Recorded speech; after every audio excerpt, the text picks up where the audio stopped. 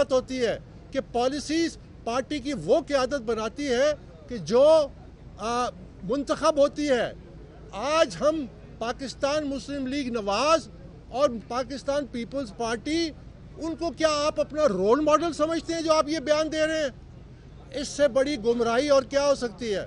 میں 2014 سے میں نے فارن فنڈنگ کیس کیا، اس سے پہلے 2011 میں میرے اختلافات ہوئے. میں پہلے دن سے مجھ پہ مختلف قسم کا پروپیگنڈا کیا گیا. مجھ پہ یہ کہا گیا، کبھی کہتے تھے یہ پاناما کی وجہ سے جو کہ 2016 میں آیا تھا، پھر کہتے تھے یہ ایزی لوڈ پہ ہے. وہ جو کہنے والے تھے یہاں کھڑے ہو کے کہتے تھے وہ سارے کے سارے ڈاؤن لوڈ ہو گئے. ان میں سے ایک بھی آپ کو ابھی نظر نہیں آتا پارٹی میں. اب مجھے اور طرح کے الزامات دیتے ہیں کہ کسی کے اشارے پہ. میں کہنا چاہتا ہوں کہ 3.5 سال آپ نے اقتدار میں رہے.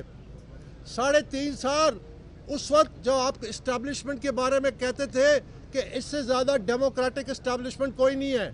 آپ نے خود کہا کہ ہماری حکومت کے بڑے بڑے فیصلے وہ کرتے تھے. آپ نے خود کہا کہ ہمیں بل اسمبلی میں پاس کرنا ہوتا تھا وہ کروا کے دیتے تھے. آپ نے خود کہا کہ آنریبل چیف جسٹس جو ہے ان کے خلاف جو ریفرنس فائل کیا وہ میں نے نہیں کیا، وہ انہوں نے کیا تھا. تو مجھے یہ بتائیے کہ کون کس کے اشارے پہ چل رہا تھا؟ میں تو پہلے دن سے یہ کہتا آیا ہوں کہ میں صرف اللہ کے حکم پہ چلتا ہوں. یہ ہماری سوچ پہلے دن سے یہی ہے کہ ہم نے پاکستان تحریک انصاف کو ایک ادارہ بنایا ہے.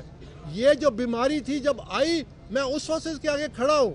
یہ کینسر پھیلتا گیا ہے، یہ کینسر کا علاج ضروری ہے، اور جب تک اس کینسر کا علاج نہیں ہوگا پاکستان کی سیاست نہیں ٹھیک ہو سکتی. وہ کیا؟ جب تک ہماری جماعتیں جمہوریت کو خود نہیں اپنائیں گی. وہ کیسے دعویٰ کرتی ہے کہ وہ جمہوری جماعتیں ہیں؟ کیا یہ حقیقت نہیں ہے کہ ہماری سیاسی جماعتیں شخصیات اور خاندانوں کے قبضے سے ہیں؟ آج یہ موقع ہے کہ ہمارے آئینی ادارے، چاہے الیکشن کمیشن ہے چاہے جوڈیشری ہے، وہ اس کو سوچیں کہ ہم نے یہ اس موقع سے فائدہ اٹھانا ہے.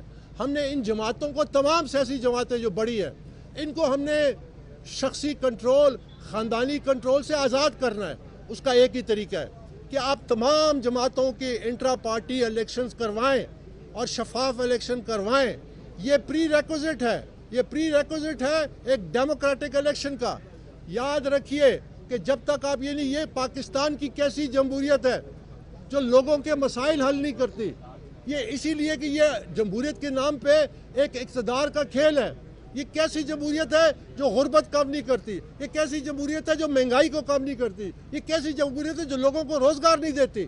یہ کیسی جمہوریت ہے جو ہمارے ملک میں امن و امان اور ایک سکون نہیں پیدا کر سکتی؟ یہ جمہوریت کے نام پہ اقتدار کا ایک کھیل ہے.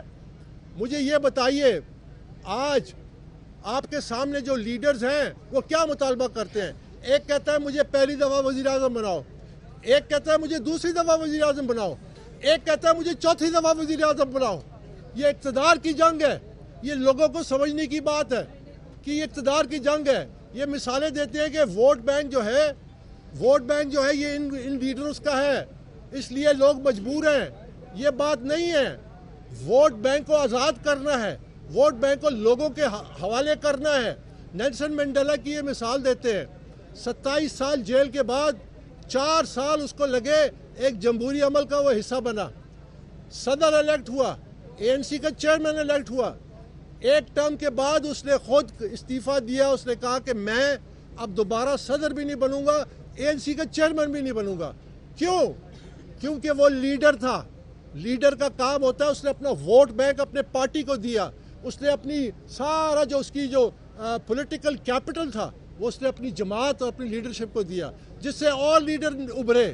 لیڈرشپ کا کام یہ نہیں ہوتا کہ صرف اپنی شہرت کی فکر کرے. اپنے شہرت کی وجہ سے کہتے ہیں کہ مورثی سیاست نہیں ہے PTI میں. مجھے یہ بتائیے کہ مورثی سیاست بری ہے یا بادشاہت بری ہے، جہاں پہ ایک فاؤنڈنگ چیئرمین ایک اور چیئرمین کو نامنیٹ کرتا ہے جس کا PTI سے کوئی تعلق نہیں ہے، PTI سے اس کا دور دور تک تعلق نہیں ہے. آج یہ کہتے ہیں کہ PTI پہ مشکل وقت ہے. آپ کیوں یہ جو قانونی کارروائی ہے آپ کیوں کر رہے ہیں؟ میں ان کو یہ کہنا چاہتا ہوں کہ یاد رکھیے پاکستان میں تو قوانین نافذ نہیں ہوتے. پاکستان میں قوانین نافذ کرنے کی یہ تاریخ ہے کہ پچھلے 7 سالوں میں بلوے ہوئے حملے ہوئے، پولیس کی پہ حملے ہوئے، جوڈیشل کمپلیکس پہ حملہ ہوا، سپریم کورٹ پہ، پارلیمنٹ پہ، ایک شخص کو ابھی تک سزا نہیں دی گئی۔ یاد رکھیے کہ یہاں پہ اللہ کا بھی کوئی قانون ہے اور آخر میں اللہ کا قانون نافذ ہوتا ہے۔ تو آج جو لوگ کہہ رہے ہیں کہ پی ٹی آئی تکلیف میں ہے، ان سے یہ پوچھیں وہ کون تھے جو کہتے تھے کہ میں رلاؤں گا؟ وہ کون تھے جو بار بار کہتے تھے میں رلاؤں گا؟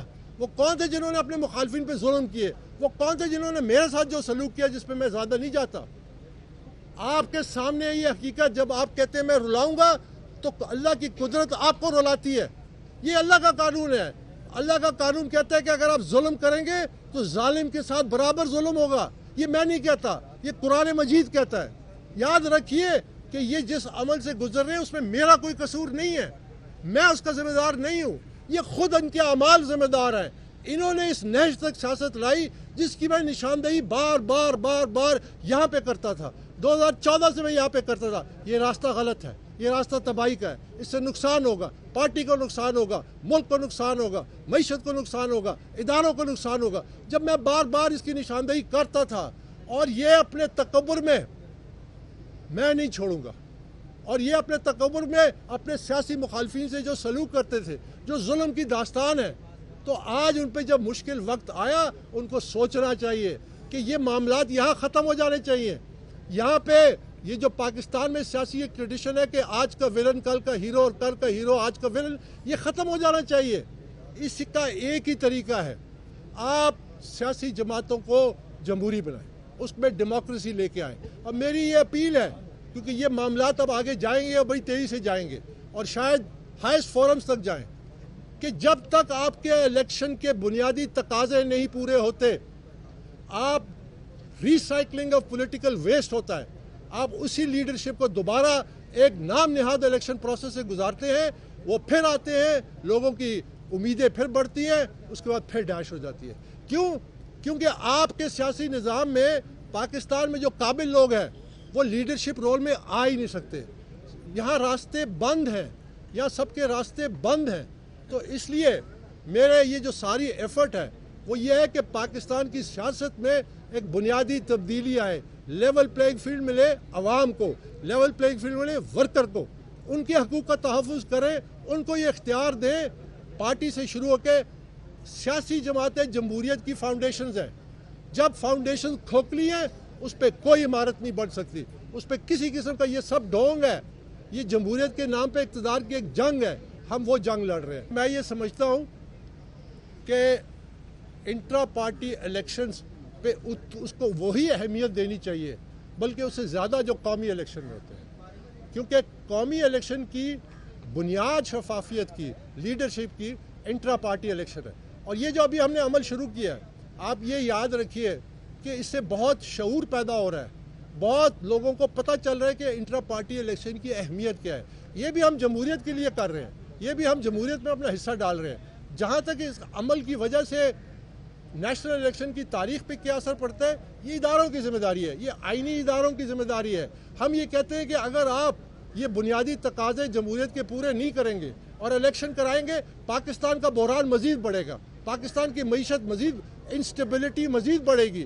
کیونکہ میں یہ پوچھنا چاہتا ہوں، پاکستان تحریک انصاف کے یہ جو وکلا ہیں جو اس وقت پارٹی پہ قبضہ کر رہے ہیں، میں ان سے یہ پوچھنا چاہتا ہوں کہ جس قسم کا ناٹک انہوں نے کیا 2 دسمبر کو، یاد رکھیے اگر اس عمل پہ آپ چلے، مجھے افسوس سے کہنا پڑتا ہے کہ آپ لوگ دعویٰ کرتے ہیں عدالتوں میں کہ آپ democracy, constitution and fundamental rights کے ڈیفینڈرز ہیں، آپ کیسے اس شام الیکشن کا حصہ بنتے ہیں؟ آپ کیسے اس کو ریشنلائز کرتے ہیں؟ اگر آپ نے اس کو یہ جاری رکھا اور فروری 8 کو الیکشن ہوتے ہیں تو اس سے بڑا ڈاکہ پڑے گا، پھر آپ کے پاس کیا مجاز ہوگا شفاف الیکشن کا؟ اگر آپ اس ناٹک کو جائز سمجھتے ہیں تو کل جو فروری 8 کا الیکشن ہوگا جس میں اس سے بڑا اگر ڈاکہ پڑا، پھر آپ کیا کریں گے؟ پھر آپ کس چہرے سے یہ کہیں گے کہ جی یہ فری اینڈ فیئر الیکشن نہیں ہوئے؟